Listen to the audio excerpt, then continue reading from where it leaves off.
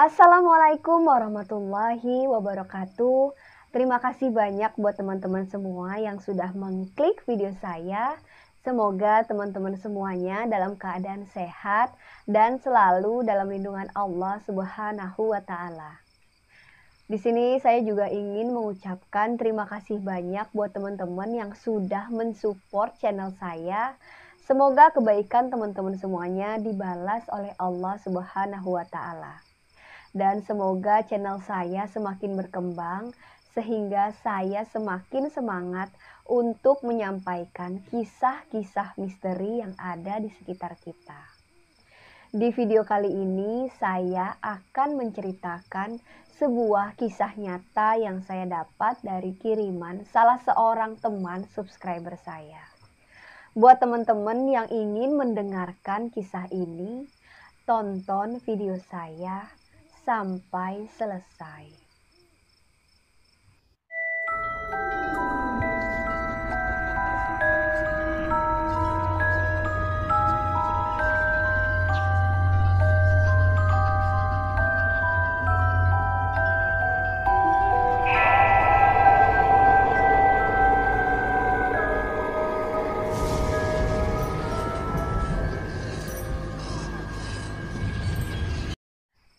Kisah ini saya dapat dari salah seorang teman subscriber saya.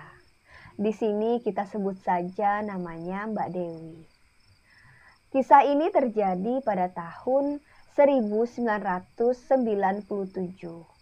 yang mana pada saat itu Mbak Dewi berumur kurang lebih 17 tahun. Di sini Mbak Dewi menceritakan kepada saya pada saat Mbak Dewi kecil sampai usia Mbak Dewi kurang lebih 17 tahun, kehidupan ekonomi dari kedua orang tua Mbak Dewi bisa terbilang sangat sederhana atau bisa dikatakan sebagai keluarga yang kurang mampu. Jadi ayah dari Mbak Dewi ini berjualan somai keliling, yang mana somai tersebut tidak dibikin langsung oleh ayahnya. Jadi ayah dari Mbak Dewi ini hanya menjualkan somai tersebut yang ia ambil dari salah seorang pedagang yang cukup besar. Dan keuntungannya pun juga tidak terlalu banyak. Sedangkan ibu dari Mbak Dewi tidak bekerja dikarenakan memang kondisi kesehatan dari ibu Mbak Dewi ini tidak memungkinkan untuk beliau bekerja.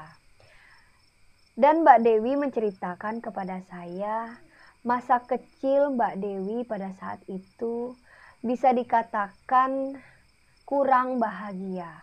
Bukan karena Mbak Dewi tidak bersyukur, namun memang kondisi dari keuangan orang tua Mbak Dewi lah yang membuat Mbak Dewi mengatakan seperti itu kepada saya.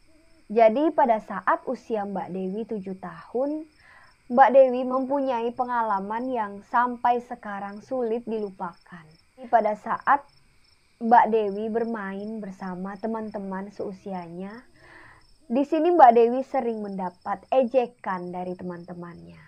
Mbak Dewi mengatakan kepada saya sambil bergetar, beliau mengingat kembali masa-masa kecilnya. Apabila salah seorang teman dari Mbak Dewi ini mempunyai mainan baru, di sini Mbak Dewi hanya bisa melihat teman-temannya bermain. Sedangkan Mbak Dewi tidak diizinkan untuk meminjam mainan dari temannya tersebut. Temannya berkata, "Nah, kalau mainanku rusak, kowe sok ganti ra. Wong miskin ae sok-sokan mau mainan mahal." Kata-kata itu sampai sekarang masih diingat oleh Mbak Dewi dan masih terngiang-ngiang di telinga Mbak Dewi. Sambil menangis, Mbak Dewi pulang ke rumah dan mengadu kepada ayahnya. Ayah Mbak Dewi pun mengatakan kepada Mbak Dewi, "Sabar ya Nduk, insya Allah akan kasih rezeki kepada kita dan Bapak bakal belikan mainan yang banyak kepada kamu." Ayah Mbak Dewi ini adalah sosok yang sangat dikagumi oleh Mbak Dewi. Dikarenakan memang sosok ayah yang sangat bertanggung jawab, pekerja keras, serta penyayang. Ayah Mbak Dewi juga sangat taat beribadah. Jadi memang Mbak Dewi sangat mengidolakan sosok ayahnya tersebut. Jadi di sini Mbak Dewi mengatakan masa kecil dari Mbak Dewi ini kurang bahagia bukan karena keadaan ekonomi dari keluarganya.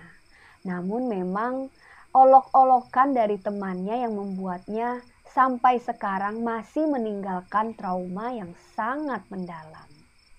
Keseharian dari Mbak Dewi selain bersekolah, Mbak Dewi juga ikut membantu ayahnya berjualan somai keliling.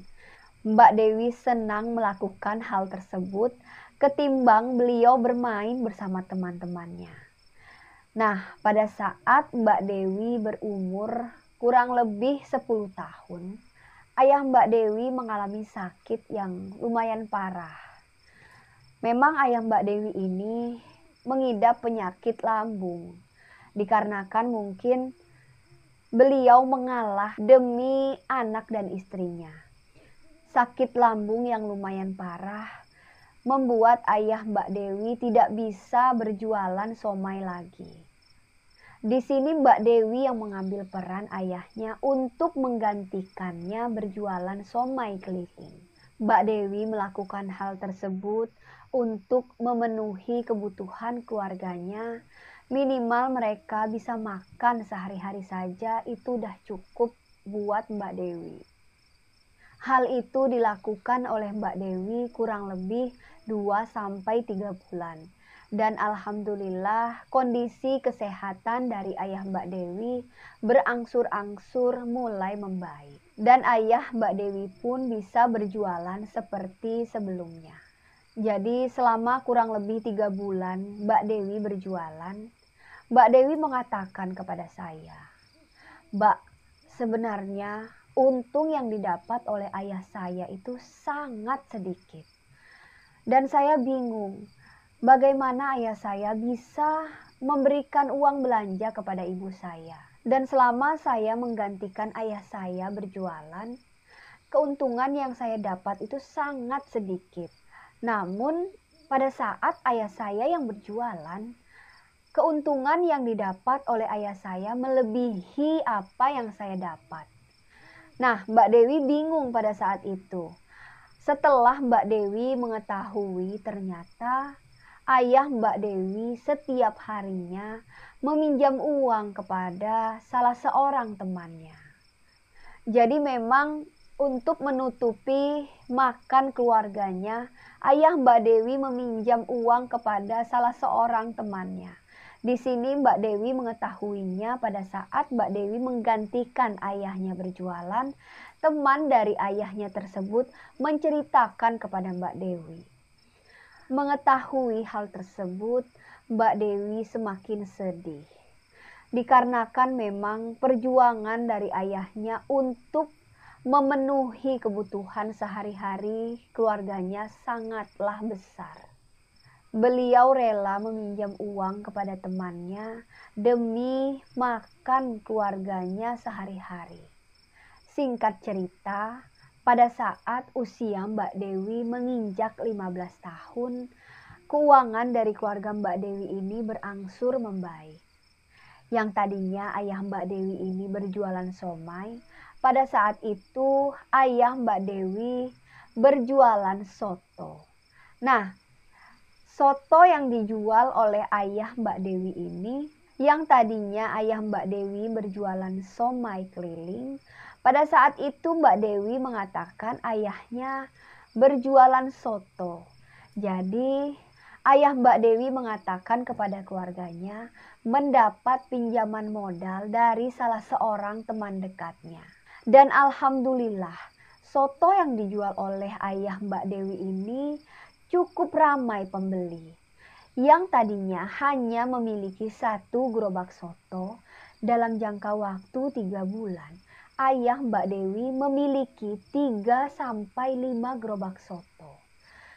Kehidupan Mbak Dewi pun mulai berubah.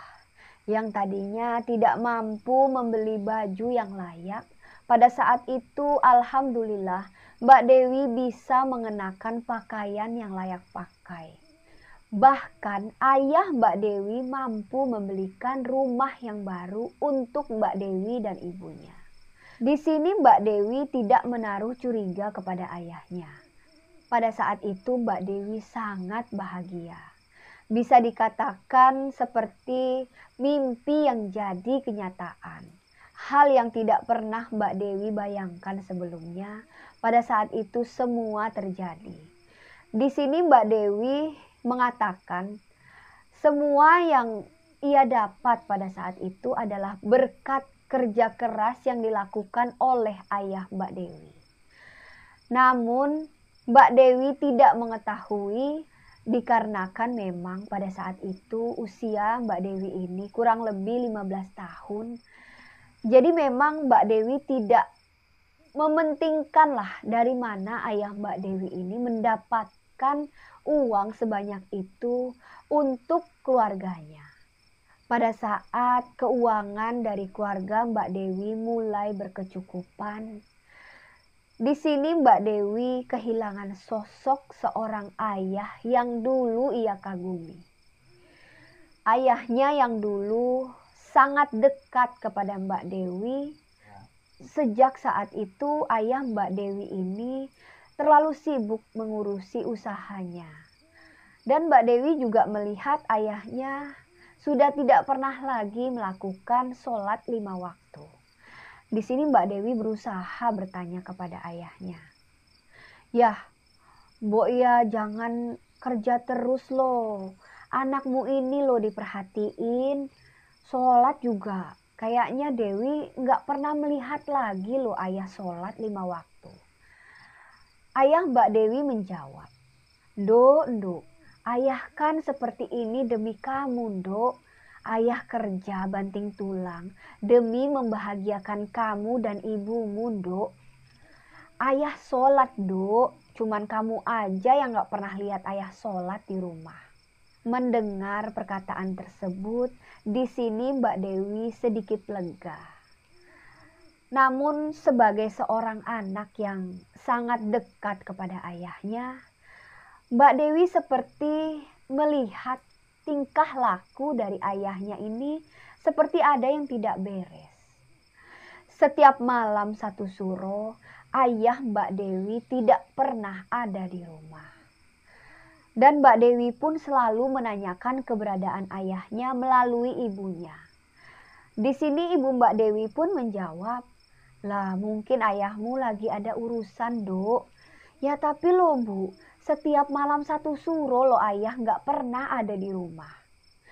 Beberapa hari setelah itu, secara tidak sengaja Dewi bertemu dengan sahabat ayahnya yang dulu pernah meminjamkan uang kepada ayahnya. "Dok, kamu mau kemana?" "Ini Pak De, aku tuh mau ke pasar." "Sendirian toh?" "Iya Pak De, soalnya ibuku tuh lagi gak enak badan, jadi aku yang disuruh ke pasar." "Ayahmu kemana, Dok? Kok gak pernah lihat Pak De? Terakhir ketemu sudah lama sekali." Mbak Dewi pun menjawab, "Ayah ada loh Pak De, ya paling ke warung atau enggak pergi sama temannya." "Oh pantesan, Pak De tuh jarang sekali bertemu. Ternyata sekarang ayahmu temannya banyak ya, Nduk?" "Ya paling teman-teman bisnis ayah aja sih Pak De. Ya Dewi juga nggak terlalu kenal betul dengan teman-teman ayah." "Oh ya wes kalau begitu Nduk, jangan lupa sampaikan pesan Pak De ke ayahmu yo. Bilang ke ayahmu, walaupun sekarang sudah sibuk, ya sering-seringlah ke masjid seperti dulu, Nduk." "Oh enggak Pak De, terima kasih. Insya Allah pesan Pak De, Dewi sampaikan kepada ayah." Mendengar ucapan dari sahabat ayahnya tersebut, Mbak Dewi seperti terenyuh hatinya. Bukan saja Mbak Dewi yang melihat ayahnya yang sekarang meninggalkan kewajibannya, ternyata sahabat ayahnya pun juga merasakan hal yang sama. Di sini Mbak Dewi semakin ingin mengetahui apa sih sebenarnya yang telah dilakukan oleh ayahnya sehingga membuat ayahnya lalai akan kewajiban yang biasanya ia tunaikan. Semakin hari, usaha yang dimiliki oleh ayah Mbak Dewi ini semakin maju. Yang tadinya hanya memiliki 5 atau 6 gerobak soto saja, ayah Mbak Dewi bisa membangun sebuah ruko untuk membuka toko baru. Hal tersebut tidak membuat Mbak Dewi bahagia di sini, dikarenakan Mbak Dewi sudah mulai curiga apa yang sebenarnya ayah Mbak Dewi lakukan. Pada saat Mbak Dewi tertidur, Mbak Dewi mengalami mimpi yang lumayan membuat Mbak Dewi bertanya-tanya. Mbak Dewi melihat ayahnya menggunakan pakaian adat Jawa lengkap dengan blangkon di kepalanya. Dan ayahnya ditemani oleh sesosok makhluk yang bisa dikatakan sangat mengerikan. Di sini sosok makhluk tersebut seperti badan yang tinggi besar dan muka yang berkeriput, rambut yang acak-acakan dan mata yang besar namun hitam sekali. Kalau Mbak Dewi bilang seperti monster lah. Sosok tersebut sedang membawa ayahnya ke sebuah tempat yang Mbak Dewi pun juga tidak pernah melihat tempat tersebut. Ayahnya seperti ditarik, dan pada saat ayahnya ditarik, Mbak Dewi terbangun. Mbak Dewi menceritakan mimpinya itu kepada ayahnya. Dan pada saat Mbak Dewi menceritakan mimpinya tersebut kepada ayahnya, wajah dari ayah Mbak Dewi ini langsung berubah seperti ketakutan. Ayah Mbak Dewi mengatakan, "Dok, mukamu itu loh kok ngeliatin ayahmu seperti ketakutan. Ya nggak usah dipikirin toh mimpimu. Lawang mimpi itu wajar. Tapi ayah kan nggak gitu, Dok." Pada saat ayahnya mengatakan itu, wajah Mbak Dewi tidak berpaling dari muka ayahnya. Hati kecil Mbak Dewi semakin yakin ada yang aneh dari ayahnya tersebut. Dan ayah Mbak Dewi semakin gugup dilihati oleh putri sematawayangnya itu. Yowes, ayah mau mandi. Ayahnya mengalihkan pembicaraannya dan pergi dari hadapan Mbak Dewi. Namun di sini Mbak Dewi semakin yakin bahwa ada yang disembunyikan oleh ayahnya. Yang namanya anak, apalagi Mbak Dewi adalah anak sematawayang dan sangat dekat dengan ayahnya. Batin anaknya tidak bisa dibohongi. Singkat cerita, pada saat malam 1 Suro tahun depannya, ayah Mbak Dewi ini kembali meminta izin untuk menginap di salah satu rumah rekan bisnisnya. Nah, pada saat berpamitan kepada istrinya, secara tidak sengaja Mbak Dewi mendengar dari balik pintu kamar ayahnya. Ayahnya mengatakan kepada istrinya, "Bu, aku pamit ya Bu. Doakan semoga malam ini ritual yang aku lakukan berjalan dengan lancar. Dan aku bisa kembali ke rumah dengan selamat." "Iyo Pak, Ibu doakan dari rumah. Semoga ritual Bapak malam ini berjalan dengan lancar.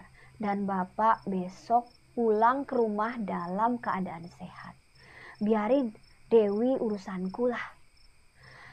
Nah, mendengar perkataan itu, sontak Mbak Dewi kaget dan langsung secara tidak sengaja membuka kamar ayahnya tersebut. "Aku ikut loh ya." Tiba-tiba Mbak Dewi mengucapkan kata tersebut kepada ayahnya. Loh, kamu tuh loh, tiba-tiba aja kok sudah masuk ke kamar ayah. Loh iya, tadi tuh aku dengar kalau ayah tuh mau pergi ke rumah teman ayah. Nah aku mau ikut ya. Gak usah Duk, kamu di rumah aja sama ibu. Besok pagi-pagi bapak sudah pulang. Pada malam itu Mbak Dewi tertidur dan bermimpi. Bermimpi yang sama pada saat ayahnya menggunakan pakaian adat Jawa lengkap dengan blangkon di kepalanya. Mbak Dewi mengatakan pada saat itu ayahnya berada di suatu hutan. Namun hutan tersebut ada seperti danau yang besar. Dari belakang Mbak Dewi mengikuti langkah ayahnya dan terhenti di suatu tempat tepat di pinggir danau. Di situ Mbak Dewi kembali melihat sosok yang menyeramkan yang pada saat itu Mbak Dewi mengatakan seperti monster. Sosok tersebut membawa seperti sesajen di tangannya dan menyerahkan kepada ayah Mbak Dewi.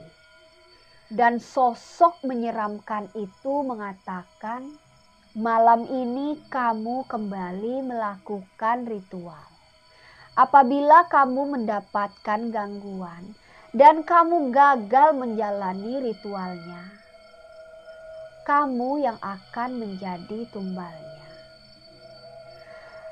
Setelah mendengarkan kalimat tersebut, tiba-tiba Mbak Dewi terbangun dari tidurnya. Mbak Dewi dikagetkan oleh suara teriakan ibunya yang ia dengar dari kamarnya. Sontak Mbak Dewi kaget dan berlari ke kamar ibunya. Pada saat sampai di kamar ibunya, Mbak Dewi melihat ayahnya meninggal dengan keadaan yang sangat mengerikan. Mata yang terbuka dan lidah yang keluar. Mbak Dewi teriak dan menanyakan kepada ibunya apa yang sebenarnya terjadi. Ibu Mbak Dewi mengatakan bahwa ayahmu telah gagal melakukan ritual. Sambil memeluk ayahnya, Mbak Dewi menangis.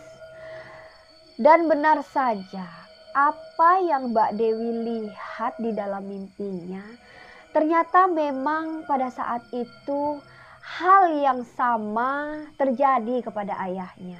Di sini Ibu Mbak Dewi menceritakan bahwa pada saat jam 4 pagi, ayah Mbak Dewi pulang dengan kondisi yang sangat memprihatinkan.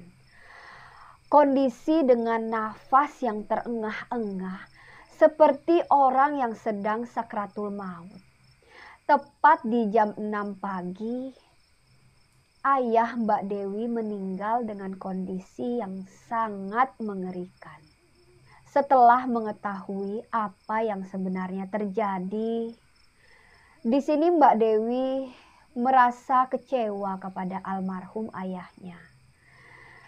Mbak Dewi merasa kecewa dikarenakan ayahnya melakukan hal yang sangat dilarang oleh agama. Kurang lebih 1 bulan kepergian ayah Mbak Dewi, rasa kecewa masih ada di dalam diri Mbak Dewi kepada ayahnya. Sosok ayah yang ia cintai, sosok ayah yang ia kagumi, seketika hilang dari dalam diri Mbak Dewi. Mbak Dewi benar-benar merasakan kecewa yang sangat teramat dalam. Namun setelah 1 bulan ayahnya berpulang, ibu Mbak Dewi memberikan sebuah surat kepada Mbak Dewi.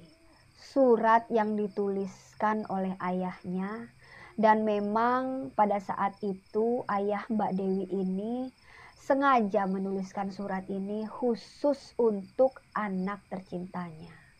Sebelum meninggal, ayah Mbak Dewi mengatakan kepada istrinya, "Bu, Apa yang ayah lakukan memang tidak diperbolehkan oleh agama.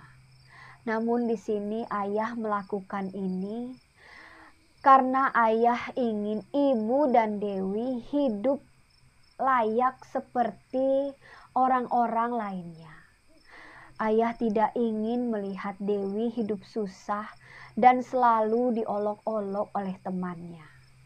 Setelah mendengar penjelasan dari ibunya, sontak Mbak Dewi kaget dan rasa kecewa yang pernah ada seketika berubah menjadi rasa penyesalan.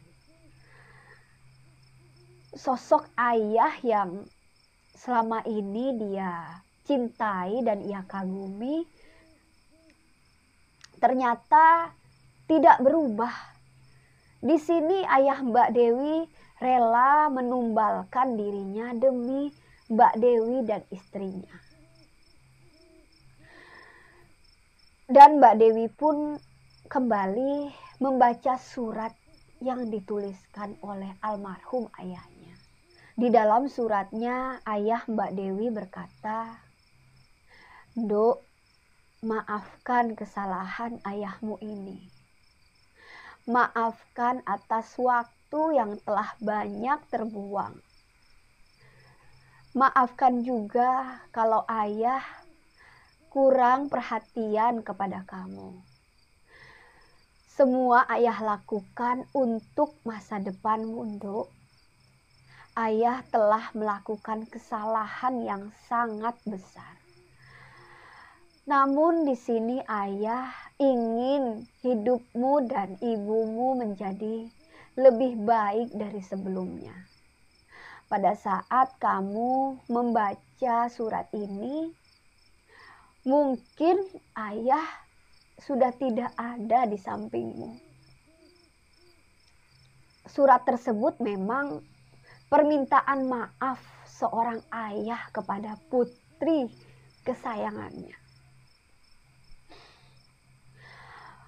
Pada saat membaca surat tersebut, tidak henti-hentinya air mata Mbak Dewi mengalir.